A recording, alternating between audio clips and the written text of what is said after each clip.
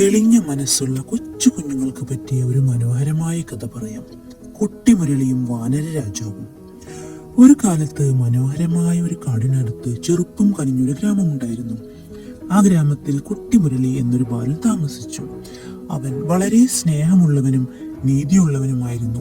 വളരെയധികം ദയാലുവായിരുന്നു അവൻ. മുരളിക്ക് വനം വളരെയധികം ഇഷ്ടമായിരുന്നു. അവൻ ഓരോ ദിവസവും കാട്ടിൽ ചെന്നു പെട്ടെന്ന് തിരികെ വരുന്ന രീതിയായിരുന്നു.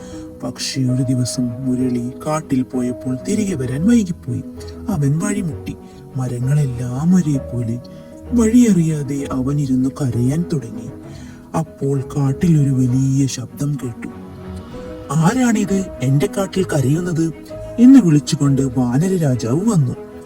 വലിയ മുടിയോടെ ഉയർന്ന വാലോടെ അവൻ ബാലനെ നോക്കി ചിരിച്ചു. "ഞാനാണ് മുരളി.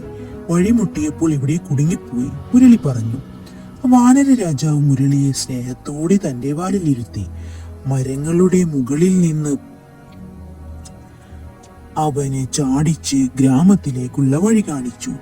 "എനിക്ക് നന്ദിയുണ്ട് രാജാവേ," മുരളി പറഞ്ഞു. അവൻ തന്റെ ഗ്രാമത്തിലേക്ക് സുരക്ഷിതമായി മടങ്ങി. പിന്നീടെല്ലാം മുരളി കാട്ടിൽ പോകുമ്പോൾ വാനര രാജാവിനും കാട്ടിലെ മറ്റു മൃഗങ്ങൾക്കും ഫലങ്ങൾ കൊണ്ടുവരും. അങ്ങനെ അവൻ കാടിനും മൃഗങ്ങൾക്കുമൊക്കെ ഒരു നല്ല സുഹൃത്തായി മാറും. ഇതിൽ നിന്ന് നമുക്ക് എന്ത് പഠിക്കാം? സഹായം ചെയ്താൽ സഹായം നമ്മെ തിരികെ തേടും.